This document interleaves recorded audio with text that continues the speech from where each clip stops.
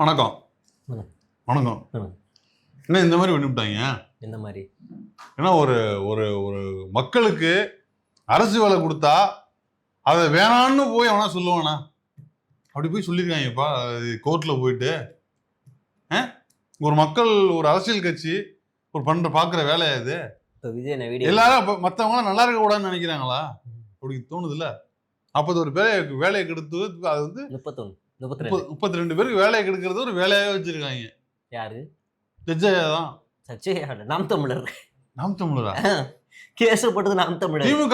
திமுக இல்லைங்க, நாம் தமிழர். திமுக தான். லூசு பயலுங்களா, கேஸ் நல்லா படிக்கிறா. கேஸ் போட்டது நாம் தமிழர் இல்ல, நாம் தமிழர் தான். அப்படியா? திமுக இல்லையா? மேட்ச் என்ன கேம்னே தெரியாது. கேஸ போட்டாலே நமக்கு எதிரி திமுகவா தான் இருப்பான்னு எதிரிக்குது. இப்ப 32 பேருக்கு வேலையை போட்டு கேன்சல் பண்ணிட்டாங்க. எதுக்கு கேன்சல் பண்ணாங்க? கொடுத்துருக்க வேண்டியதானே. ஒரு ஒரு மக்களுக்கு எல்லாரும் இங்குற்றிருக்கவே யாமொன்று அறியன் வேறொன்று அறியன் பராபரமே அப்படிங்கிறது தானே. எல்லாரும் நல்லா இருக்கணும். நான் நல்லாட்டி கூட மத்தவங்க நல்லா இருந்தா போதும் அப்படின்னு நினைக்கிறது தானே மனித இயல்பு. ஒன்னும் கவலைப்படாதீங்க. ஜனநாயகம்ல 200 கோடி வசூல் அடிச்சிருக்காமா. அந்த 200 கோடிய எங்க அண்ணன் வந்து எல்லாருக்கும் சரி பங்கா பிரிச்சு கொடுப்பாப்ல. தொழில் பிசினஸ் பண்ணிக்கங்கன்னு பிரிச்சு கொடுப்பாரியா. எங்க அண்ணன் நல்ல மனசு. அந்த காசை வச்சு அவர் என்ன கிளிக்க போறாரா? ஒண்ணும் கிடையாது. அவர் காசே தேவையில்லை. காசாலும் தேவையே இல்லை அவருக்கு. 200 கோடியை வாங்கி அவர் அப்படியே பப்பாதியா பிரிப்பாரு. இப்ப 32 இருங்க வரேன். அதான் 41 அது இருக்கட்டும். எனக்கு பிரச்சனை அது இல்ல. நான் நல்லா இல்லாட்டியும் பரவாயில்ல, மத்தவங்க நல்லா இருக்கணும் தான் நினைக்கணும் எல்லாரும். ஆமா. அப்புறம் 32 பேர் வேலையை போய் ஒரு 42 பேர் தமிழர் தானே. தமிழர் வேலையை எதுக்கு தமிழரே கெடுக்குறீங்க? என்ன அப்புறம் நாம் தமிழரு நக்கி தமிழர் எதுக்கு வச்சிருக்கீங்க? அப்ப திமுக பதில் சொல்ல, கம்யூனிஸ்டுகளும் வேணாங்கிறாங்க. என்னதான் கதை? ஏன் வேணாங்கிறாங்க? 33 கோடி வருது. என்னது ஒரு ஆளுக்கு 200 கோடியை பிரிச்சா? அப்படியா? தப்பா போட்டணும். பரவாயில்ல, அது கூட நீ சொல்றது ஜனநாயகம் பிரிச்சு கொடுக்க. எதுக்கு இந்த அரசு வேலை கொடுக்க கூடாது? அதுதான் ஜட்ஜி என்ன நறுக்கு நறுக்கு நறுக்கு நறுக்கு நறுக்குன்னு கொட்டி விட்டுருக்காப்ல. என்னன்னு தமிழக இந்த வழக்கறிஞர் பிபிங்கள ஏப்பா பட்டாசு வெடி விபத்து நடக்குது, மழை பெய்யுது, விபத்து வருது. இப்ப எல்லாருக்கும் அரசு வேலை கொடுக்க முடியுமா? என்ன லாஜிக் இது? அதனால இதை நான் செல்லாதுன்னு அறிவிக்கிறேன் அப்படின்னு அறிவிச்சு,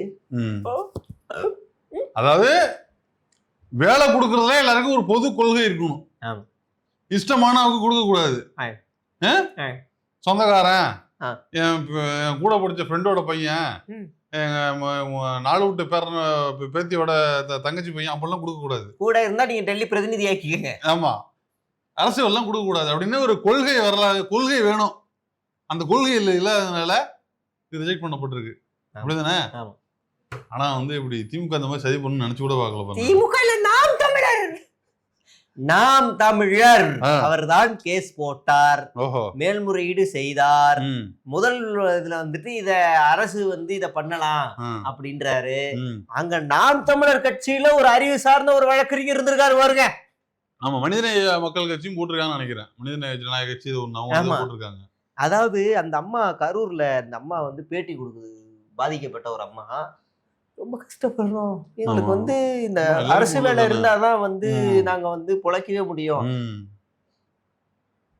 சத்தியமா புரியல, அது என்ன கஷ்டம்? ஆமா தம்பி, கஷ்டப்படுற மக்கள் தானே அவங்க. அதாவது அவங்க வீட்டுல இப்ப கஷ்டம் அப்படின்னா ஒரு உயிர் இல்ல, அதை நினைத்து கஷ்டப்படலாம், ஓகே. ஆனா பொருளாதார ரீதியா அவங்களுக்கு என்ன கஷ்டம் இருக்கும்? யாரு அவங்க பேக்ரவுண்ட் என்ன வேலை பார்க்கறாங்க எதுவுமே தெரியாது. கவர்மெண்ட் 10 லட்சம் கொடுத்துருச்சு, தாவேகா 20 லட்சம் கொடுத்துருச்சு, 50,000 கொடுத்துருக்கு. முன்னாடிதான் யாருன்னு தெரியாது, இப்ப எல்லாருக்கும் அவங்க மரிய வில்சன் 5,000 பிளஸ் இன்சூரன்ஸ் கல்வி உதவி எல்லாம் செய்யறாப்ல, அறிக்கை வெளியிட்டு இருக்காப்ல. செய்யறேன்னா செஞ்சிருவாரு, நான் நியாயமான மனுஷன், சொத்துக்கு ஆசைப்படாதவரு. அடுத்து வந்து இது இல்லாம எல்லா கட்சியுமே பாதிக்கப்பட்ட மக்கள் எல்லாருமே காசு கொடுத்துருக்காங்க. அப்ப பொருளாதார ரீதியா அவங்க வந்து நல்லாவே ஓரளவுக்கு செட்டில் ஆயிருக்காங்க. இப்ப இந்த கவர்மெண்ட் வேலை வந்து இவங்களுக்கு கொடுத்துருக்கிற அந்த வேலை இருக்குல்ல, அது பெரும்பாலும் அரசு அலுவலகங்கள்ல கீழ்நிலையில் இருக்கக்கூடிய வேலைகள். புரியுதுங்களா உங்களுக்கு? டிஎன்பிசில போறாங்கல்ல, அதுக்கும் ஓரளவுக்கு சொல்ற மாதிரியான ஒரு வேலைகள். அதுல எல்லாம் எனக்கு தெரிஞ்ச அதிகபட்சமான ஒரு வருமானம் என்னவாக இருக்கும் அப்படின்னா ஒரு 20,000 இருந்து 25,000. நான் ரொம்ப ஜாஸ்தியா சொல்றேன். இப்ப ரீசெண்டா எனக்கு தெரிஞ்ச ஒருத்தர் வந்து இந்த கலெக்டர் ஆபீஸ்லயே வேலை கிடைச்சுன்னு போனாரு. 18,000 சம்பளம். ஓகே. கவர்மெண்ட் பேசிக் சேலரி. கவர்மெண்ட் வேலை. ஓகே. அப்ப அப்படிதான் இருக்கு. இவங்களுக்கு அதிகபட்சம் 25,000. அந்த இவ்வளவு லட்சங்கள் வந்திருக்கு. இதுல தீராத கடன் பிரச்சனை 25,000. இல்ல எனக்கு இன்னொன்னு சொல்ற மாதிரி அவங்க எல்லாம் அந்த குடும்பம் இறப்பதற்கு முன்னாடி இல்ல இந்த சம்பவம் நடக்கிறதுக்கு முன்னாடி அவங்க யாருன்னு நம்மளுக்கு தெரியாது. ஆனா இப்ப எல்லார் அக்கௌண்ட்லயும் 35 லட்சம் ரூபாய் இருக்குது இல்லையா? குறைஞ்சபட்சம் ஏதோ ஒரு சின்ன தொழில் பண்ணிக்கலாங்கிற அளவுக்கு கவர்மெண்ட்டும் அரசாங்கம் தன்னாளர்கள் எல்லாம் சேர்த்து ஏற்படுத்தி கொடுத்துருக்காங்க. இது பத்தாதுங்கிறாங்க. ஒரு அரசியல் வேலையா வேணுங்கிறாங்க. சரி அவங்க கூட விட்டுருவோம். இத வாதம் பண்ணுச்சுல, இந்த வேலைக்காக வாதம் பண்ண அரசு இருக்குல்ல, அரசு வழக்கறிஞர்கள், அவன் யாருன்னு தெரியல. அதாவது இந்த கரூர் மக்கள், பாதிக்கப்பட்ட மக்கள் ஒரு விஷயத்தை தெரிஞ்சுக்கணும். என்னன்னா அந்த வேலையை கொடுத்தீங்களா என்னன்னு கேட்டதுக்கு, இது ஒரு சாதாரண வேலைங்க. எப்படி இது ஒரு வேலையாங்க? இது ஒரு வேலைன்னு நினைச்சா இவன் என்ன நினைக்கிறான்னா அந்த வேலையை ஒரு வேலையாவே நினைக்கல, பிச்சாங்கை வேலையா நினைக்கிறான். அதனாலதான் வந்து அது வாதம் பண்ணும்போது வச்சிருக்காங்க அந்த வாதத்தை ஆர்குமெண்ட்ல. இதெல்லாம் ஒரு வேலையா வரானார், இதெல்லாம் போற போக்கில் நான் சிந்தி போடுற மாதிரி அப்படின்னு. அப்ப அந்த வேலையை என்ன நினைச்சிருந்தா, அந்த மக்கள் என்ன நினைச்சிருந்தா நீ இப்படி வாதாடி இருப்ப? அப்ப ஒருவேளை அந்த மக்கள் ஏமாறுறவங்க, அதனால என்ன வேலை கொடுத்தாலும் அவங்க ஏத்துக்குவாங்கப்பா. ஒருவேளை கலெக்டர் வேலை கொடுத்திருந்தா அந்த வக்கீல் அறுத்தல் இருப்பாரா? இல்ல எப்படி நினைக்கிற நீ அந்த வேலைய? அப்ப ஜட்ஜி தான் ஒரு செலுப்புன்னு வச்சிருக்காரு கழுத்துல. எல்லா வேலையும் வேலைதான், எல்லா வேலையும் ஒரு வேலைதான். சரியா? அரசு பணிங்கிறது உனக்கு அவ்வளவு சாதாரணமா போச்சா? உனக்கு தொலைச்சு எடுத்துட்டு இருக்காரு. யார? கவர்மெண்ட் வக்கீலும் முதலே செலுப்புன்னு வாங்கினா இப்பதான் பாக்குறேன் இல்லையா? ஆக்சுவலா இந்த வேலைய, இந்த கேஸ தமிழ்நாடு அரசு கொண்டு போயிருக்க கூடாது. ஏன்னா இது நிக்காதுன்னு அடிப்படை அறிவு, அடிப்படை என்னது சட்ட அறிவு உள்ளவங்களுக்கு தெரியும். நம்ம இவருக்கு தெரியாதுன்னு வச்சுக்கோங்க. அதிமுக இன்பத்துறை அது என்னன்னு தெரியல. திமுக தவிர எவன் வந்தாலும் போய் 10 லட்சம் ஃபைன் கட்டுறது, ஜட்ஜிட்ட போய் செலுப்புன்னு வாங்குறது, இதே வேலையா இருக்காங்க. ஆமா. முதல்ல ஒரு எந்த கேஸ் போடணும், எதுக்கு போடக்கூடாதுங்கிறதுலதான் அந்த நுணுக்கமே இருக்குது. இப்போ யாரு இதுக்கு மேல்முறையீடு போவோம் அப்படின்னு முன்னாடி வந்து நிக்குது மின்சாரம்.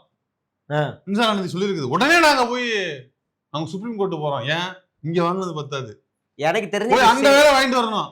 இதை சென்டிமெண்ட் ஆக்கி இடைத்தேர்தல் உங்களுக்காகத்தான் நாங்க அரசு வேலை கொடுத்தோம், அதை திமுக சதி பண்ணிருச்சுன்னு அரசியல் பண்ணுவாங்க. இப்ப நான் என்ன சொல்றேன், மேகதாது அணையை வந்து கர்நாடக அரசு கட்டுறங்குது. இதுக்கு ஏன் ராஜா நீ சுப்ரீம் கோர்ட்டு போல? அவங்க அடிப்பா ஏன் போகல? நீ நீதி வேணும்னா, இல்ல எனக்கு வந்து பிரச்சனை வருதுன்னா கோர்ட்டுக்கு புரியல. இந்த நீட்டு பிரச்சனைக்கு நீ ஏன் கோர்ட்டுக்கு போல? இல்ல மேகதாது பிரச்சனைக்கு கரண்ட் இஷ்யூ பாது ஏன் போல நீ கோர்ட்டுக்கு? அதெல்லாம் இடைத்தேர்தல் வரணும், அதெல்லாம் இடைத்தேர்தல வரலைங்க. அப்ப உனக்கு வந்து இது அங்க போய் ஜெயிக்காது. ஆனாலும் அது வரைக்கும் அரசியல் பண்றதுக்கு ஒரு டாபிக் வேணும். அந்த டாபிக் தான் நாங்கள் மேல்முறையீடு செய்யறோம், இது திமுக தடுத்துருச்சு அப்படின்னு சொல்லி ஏதாவது விளையாடுறதுக்கு ஒரு டாபிக் வேணுங்கிறதுக்காக மின்சாரம் வந்து ஒட்டுமொத்த தாவேக்காவும் இந்த வேலையை பாக்குறாங்க. அப்புறம் ஜட்ஜி வேற நல்லா தெளிவா சொல்லிட்டாரு, இந்த மாதிரி பல இடங்கள்ல உயிரிழப்புகள் ஏற்படுது, இதுக்கெல்லாம் எப்படி அரசு வேலை கொடுக்கறது. இப்ப இந்த டிஎன்பிசிக்கெல்லாம் எப்படின்னா வேக்கண்டே நம்ம 100 கணக்குலயோ அவ்வளவுதான் இருக்கும், 200 203 அவ்வளவுதான் வேக்கண்ட் இருக்கும். ஆனா எழுதுறவங்களோட எண்ணிக்கையை பார்த்தா லட்சங்கள்ல இருக்கும். ஆமா. இன்னொரு கணக்கு சொல்லுவான் நானு, இந்த கருணை அடிப்படையில் வேலை கொடுக்கறதுன்னு இருக்குல்ல, இது யாருக்கு கொடுப்பாங்க? அதுக்கு முன்னாடினா வேலையில் இருக்கும் பொழுதே உயிரிழந்த அலுவலர்கள், அதிகாரிகள், அலுவலர்கள், வேலையில் உயிரிழந்த அலுவலர்களோட குடும்பத்தினருக்கு இந்த வேலை கொடுக்கப்படலாம். அவங்களுக்கு அந்த ரைட்ஸ் இருக்குது. எனக்கு கொடுங்க, எங்க அப்பா செத்து போயிட்டாரு, எனக்கு வேற வழி இல்ல, இந்த வேலையை எனக்கு கொடுங்கன்னு அப்படிதான் கருணை அடிப்படையில வேலை கேட்பாங்க. இது வரைக்கும் அந்த மாதிரி கேஸ் எத்தனை இருக்கு தெரியுமா? 26,000 கேஸ் இருக்குது. கேஸ் இல்ல, ஐ மீன் 26,000 சீட்ஸ் இருக்குது.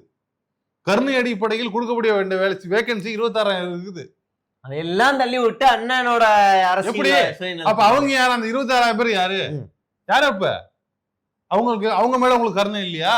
ஆமா. இப்ப இதுவும் இந்த 32 பேருக்கு தனி கருணை எதுக்கு உங்களுக்கு? இப்ப தாவேக்காரங்க எழுதுறாங்க, தூத்துக்குடி துப்பாக்கி சூடுல உயிரிழந்தவர்களுக்கெல்லாம் நீங்க வந்து அரசு வேலை கொடுக்குறீங்க. அப்ப இந்த அரசுல இறந்தவங்களுக்கு வந்து நீங்க வந்து ஏன் கொடுக்கூடாதுன்னு ஏன் பேசுறீங்க அப்படின்னு பேசுறான். இல்ல அதான் இப்போ அந்த இப்ப 26,000 பேருக்கு என்ன கதி? அந்த 26,000 பேர் தாண்டி தான் அந்த 32 பேர் கொடுக்குற. அதை போட்டு தானே வந்திருக்கணும். அப்ப என்ன முழுக்க முழுக்க தனிப்பட்ட காரணம். இந்த கரூர் கேஸ் சிபிஐல இருக்கும் பொழுது சாட்சிய கலைக்கல வராது. ஆமா, அந்த ஆங்கிள் கேட்டிருக்கணும். அந்த ஆங்கிள் கேட்டிருக்கணும். அத ஒண்ணுமே இல்ல. இந்த வழக்கு உச்சநீதிமன்றத்துக்கு போகும்போது நாம் தமிழர் தம்பியாக இருக்கக்கூடிய அண்ணனாக இருக்கக்கூடிய வழக்கறிஞரே ஒரே ஒரு வாதம் வைங்க. இந்த ஏன் இந்த வேலை கொடுக்கப்பட்டுச்சு அப்படின்னு கேட்டதுக்கு அரசு தரப்புல இருந்து இது காவல்துறையோட செயல்பாடுகள் கடந்த ஆட்சியில காரணமா தான் இது வந்து இவர்களுக்கு வேலை கொடுக்கப்பட்டுச்சு, முழுக்க முழுக்க அரசின் தவறு அப்படின்னு சொல்றாரு. இந்த தீர்ப்பை எழுதுறதுக்கு பிபிக்கு என்ன அதிகாரம் இருக்கு? இது தீர்ப்பு வந்துச்சா? அந்த வழக்கே நிலுவையில் இருக்கு. அந்த ஸ்டாம்புக்கு யார் காரணம், எப்படி நடந்துச்சுன்னு இப்பதான் டேப் வச்சு அளந்துகிட்டு இருக்காங்க சிபிஐ. பஸ்ஸில் எந்த இடத்துல பஸ் நின்றுச்சு, விஜய் எந்த ஹைட்ல நின்னாப்புல, மக்கள் எவ்வளவு இருந்தாங்க, டேப் வச்சு அளந்துக்கிட்டு இப்பதான் பார்த்துக்கிட்டு இருக்காங்க. அப்ப இந்த வழக்கே நிலுவையில் இருக்கு. சிபிஐ இதை விசாரிச்சு அந்த ரிப்போர்ட்டை எடுத்துட்டு போய் உச்சநீதிமன்ற நீதிபதிகிட்ட கொடுத்து நீதிபதி அதை ஒரு 2-3 வாய்தா போட்டு அப்புறமா தான் அவர் தீர்ப்பை கொடுப்பாரு. அதுக்குள்ளே இங்க லோக்கல்ல இருக்கிற ஒரு வக்கீல் வந்து தீர்ப்பு எழுதிட்டாரு, இது வந்து காவல்துறை தான். அப்ப அவர் லோக்கல் ஜட்ஜி நம்ம மதிக்கல, உச்சநீதிமன்ற நீதிபதி மதிக்கல, சிபிஐ மதிக்கல, இவரா எழுதிக்கிட்டு வாதம் வைக்கிறாரு. அப்ப இதுல இருந்தே நம்ம வந்து தெரிஞ்சிருச்சு இது எப்படிப்பட்டது. அதாவது முன்னாடியே தீர்ப்பு எழுதிக்கிட்டே போறது. ஆமா, இப்ப இந்த வழக்கை பொறுத்த வரைக்கும் ஏன்னா இது பெரிய வழக்கு, இது ரொம்ப சர்ச்சைக்குள்ளான வழக்கு. இதுக்கு ஆதவர்ஜுன் என்ன சொன்னாப்புல, உங்களுக்கும் எங்களுக்கும் தீர்க்கப்பட வேண்டிய கணக்கு ஒண்ணு பேலன்ஸ் இருக்குங்கிறாப்புல. உங்களுக்கும் எங்களுக்கும் அப்ப இந்த கேஸை எந்தெந்த வகையெல்லாம் ஜெயிக்க முடியுமோ, சாட்சியங்களை வந்து எந்தெந்த வகையெல்லாம் வந்து கலைக்க முடியுமோ, எப்படி இன்டரப்ட் பண்ண முடியுமோ அந்த வேலையை தாவக பாத்துக்கிட்டு ஒரு லஞ்சம் தான். அதான் சொல்றேன், இந்த 32 பேருக்கு வேலை கொடுத்ததே ஒரு லஞ்சம் தான். ஆமா, ஒன் ஆஃப் தி அந்த சாட்சியை கலைக்கிற அந்த உங்களுக்கு எங்களுக்கும் ஒரு தீர்க்கப்பட வேண்டிய வேலை இருக்குல்ல, அது இறங்கி தாவக வேலை செய்யுது, இறங்கி வேலை செய்யுது. அதுக்கு அதை தடுக்கிறதுக்கு இல்ல வந்து அந்த கேஸை வந்து சாட்சியங்களை மறைப்பதற்கு, சாட்சியங்களை விலைக்கு வாங்குவதுதான் இந்த வேலையை வேலை கொடுக்க போறதே தவிர வேற எந்த கருணையும் அவர் மேல கிடையாது. நீங்க சொன்ன மாதிரி மக்களுக்கு நன்றி கடன் செலுத்த தானே வந்தீங்க. இது வரைக்கும் நீங்க செலுத்திய நன்றி கடன் என்ன? உன் வீட்டு காசுல நீ என்ன கொடுத்த? நான் துர்கம்மான்னு கர்நாடகால போய் சாமி கும்பிட்டார்ல, அது ஒரு நன்றி கடன். அப்ப நீ சரி மத்தவங்களுக்கு தான் கொடுக்க முடியல, 42 உசுர காவு வாங்குனீங்களா, அந்த மக்களுக்காவது அந்த 600 கோடி 1000 கோடியில இருந்து 5000 கோடி வச்சிருக்கீங்களா, அதுல ஒரு 100 கோடி செலவு பண்ண வேண்டியதுதானே? முடியாது. மக்கள் பணத்தை எடுத்து மக்கள்கிட்ட கொடுக்கறதுக்கு பேரு நீ நன்றி கடன் செலுத்த வந்தியா? இது வேலையா? இது ஒரு புரோக்கர் செய்ய மாட்டானா, அத ஒரு ஏஜென்ட் செய்ய மாட்டானா, அத ஒரு கேஷியர் செய்ய மாட்டானா, அத கேஷியர் சாதாரண வேலை. இங்க இருக்கிற பணத்தை எடுத்து இங்க கொடுக்கறதுக்கு இதுக்கு நன்றி கடனு அந்த கடனை இந்த கடனு பேரு மசுன்னு ஒட்டிட்டு வந்து பேசுறீங்க. இதுல என்ன நன்றி கடன் இருக்குது? இது ஒரு மக்களுக்கு நன்றி கடன் செலுத்துறதுக்கு, மக்களுக்கு திருப்பி செய்யறதுக்கு ஒண்ணுமே இல்ல. மக்கள் பணத்தை எல்லாம் நான் வாங்கி வச்சுக்கோனா திரும்ப அவன் பாக்கெட்ல இருந்து நான் அவனுக்கே செய்வேனா? இதுக்கு பேர் நன்றி கடனா? இதுக்கு பேர் பிக் பாக்கெட்டு. அவன் பாக்கெட்ல இருந்து தெரிஞ்சு தெரியாம எடுத்து அவங்ககிட்டே கொடுக்குறது இல்ல, இது பிக் பாக்கெட். இது இல்லையா? நீ அவ்வளவு பெரிய யோக்கியனா இருந்தா உன் காசுல நீ அவங்க காசு கொடுத்தாங்கல்ல, அவங்க எல்லாரும் காசு கொடுத்தாங்க, 5000 கோடி வச்சிருக்கிற. அந்த 5000 கோடி 1000 கோடியில இருந்து நீ ஒரு 10 பைசா எடுத்து கொடுக்கணும். செத்தோன்னு கொடுக்கறது இல்ல. எல்லாரும் செத்தோன்னு கொடுக்கறது 20 லட்சம் கொடுக்கறது 30, நீ 1 கோடியில கொடுத்தாலும் வேலைக்கே ஆகாது. சாவறதுக்கு முன்னாடி 600 கோடி சொத்தை தமிழ்நாட்டுக்கு 8 கோடி பேருக்கு டிவைட் பண்ணி கொடுத்துரு. அதெல்லாம் நன்றி கடன் செலுத்துறதுங்கிறது அப்படின்னா பத்தாதுன்னு 10 ரூபா 20 ரூபா வரட்டும்ங்கண்ணா. என்ன அத நன்றி கடன் உனக்கு நான் சம்பாரிச்ச இப்ப இந்த துப்பாக்கி சூடு வருவோம். அந்த துப்பாக்கி சூடு வந்து அரசு வேலை கொடுத்தீங்கன்னு சொல்றாங்க. ஏண்டா அப்ப தூத்துக்குடி துப்பாக்கி சூடு போராட்டத்தை கொச்சப்படுத்துறீங்களா? அது போராட்டம்டா. நீங்க நடத்துறது ஸ்டாம்படு கட்சி கூட்டம், அது போராட்டம். அதுல அனைத்து கட்சியினரும் இருந்தா அரசுக்கு எதிரான கோஷம் நடந்துச்சு. கலெக்டர் ஆபீஸை நோக்கி அறவழி போராட்டம் நடந்துச்சு. அங்க இருந்த கூட்டம் வந்து யாரையும் காவல்துறை நோக்கி கல்லெறியறதோ எதுவுமே இல்லை. அமைதியான முறையில போராட்டம் நடத்துறாங்க. திடீர்னு துப்பாக்கி சூடு. நம்ம சிஎம் டிவி பார்த்தா அப்ப தெரிஞ்சுக்கிட்டாப்புல எடப்பாடி பழனிசாமி. அப்ப ஒரு அரசே செய்த கொலைன்னு ஒட்டுமொத்த தமிழ்நாடுக்கும் ஆதாரபூர்வமா தெரியும். இப்ப கரூர் சம்பவத்துல அரசுதான் செஞ்சுச்சுன்னு ஆதாரத்தை காட்டுங்கடான்னா ஒரு இளவையும் காட்டல. இப்போ வரைக்கும் ஒரு இளவையும் காட்டல. ஆனா இவங்கிட்ட எல்லா ஆதாரமும் இருக்கு. பஸ்ஸுக்குள்ள சிசிடிவி, பஸ்ஸுக்கு வெளியே சிசிடிவி, ட்ரோனு மட்டும் 42, அவ்வளவு முன்னாடி ஒரு கேமரா கையில விஜய், இப்ப நீங்க தான் விஜய்னு வச்சுக்கோங்களேன், இப்படி பார்த்து ரசிக்க மாட்டாங்க, இப்படி பார்த்து தான் ரசிப்பாங்க. அது வியாதி. இப்படிதான் பார்த்து ரசிப்பாங்க. அவ்வளவு போட்டோ போன் எல்லாம் வச்சிருந்துகிட்டு ஒரு எவிடன்ஸ் கூட காவல்துறைக்கு எதிரா, காவல்துறை எங்களை பழி வாங்குச்சுன்னு சொல்றதுக்கு, ப்ரூஃப் பண்றதுக்கு வக்கு இல்ல. உடனே காவல்துறைன்னு சொல்றாங்க. அது ஸ்டாம்பீட் பண்ணது கட்சியோட தவறு. ஆமா. துப்பாக்கி சூடு நடத்து அரசோட தவறு. அரசு தவறு பண்ணது அரசு வேலை கொடுக்குது, கட்சி தவறு பண்ணது கட்சி தான் வேலை கொடுக்கணும் இல்லையா? ஆமா. உங்க படத்துல நடிக்கிறதுக்கு 4 சான்ஸ் வாங்கி கொடுங்க, ஒரு பெரிய நடிகன் ஆக்கி கொடுங்க, பக்கத்துல போட்டோ எடுத்து கொடுங்க, உங்களை மாதிரியே வளர்த்து கொடுங்க. உங்க அப்பா உங்க எப்படி வளர்த்தாரோ அதே மாதிரி வளர்த்து அதுல 32 பேரே 600 கோடி சம்பாதிக்கிற மாதிரி ஆக்கி விடுங்க. ஒண்ணுமே இல்லைங்க, ரொம்ப சிம்பிளா ஒண்ணே ஒண்ணு. இந்த மரியம் வில்சன் ஒரு நிதியமைச்சர் இருக்காரு, ஒரு வாய்ஸ் சவடால் விட்டார்ல, ஒரு அமைதியான 5000 வந்து மாசம் கொடுக்கற கல்வி உதவி, இன்சூரன்ஸ் உதவி இதெல்லாம் தரேன்னார்ல, இப்ப வரைக்கும் அதை கொடுக்கவே இல்லை. என்ன சொல்ற? இப்ப வரைக்கும் கொடுக்கலங்க. என்னப்பா அவர் பெரிய நிறுவனத்தோட மருமகன், அதெல்லாம் ஒண்ணும் அறிவிப்பு மட்டும்தான், இப்ப வரைக்கும் அது போய் சேரல. நன்றி கடன் சொல்றீங்கல்ல, முதல்ல வாய் விட்ட மரியம் வில்சன் போய் கொடுத்திருக்காரா? எத்தனை மாசம் பாதிக்கப்பட்ட 2 குடும்பத்துல விசாரிச்சிருக்கோம். 2 குடும்பம் அப்படி ஒரு பைசா சல்லி பைசா நமக்கு வரலன்னு சொன்ன அந்த ஸ்டேட்மெண்ட்ல இருந்து இதை கொடுக்குறோம், ஒண்ணுமே வரல. பாதிக்கப்பட்ட மக்கள் எதுவுமே பேசுறது இல்ல, அவங்களோட வாய்ஸ் என்னன்னு தெரியல. முழுக்க இது வந்து ஒரு அரசியலா மட்டுமே வச்சு பார்த்துட்டு இருக்கிறது இந்த தாவேக அரசு. நாங்க டெல்லி போறோம், மேல்முறையீடு அந்த முறையீடுன்னு திரும்ப இந்த அரசியலை ஓட்டுறதுக்கு இன்னும் 6 மாசம் 1 வருஷம் வச்சு ஓட்டுறதுக்கு எடுத்துக்கிட்டு டெல்லிக்கு போயிட்டாங்க. அங்கேயும் போயிட்டு 10 லட்ச ரூபாய் ஃபைனை கட்டிட்டு இல்லைன்னா மண்டல ஓங்கி நெருக்குன்னு வாங்கிட்டு வர போறாங்க.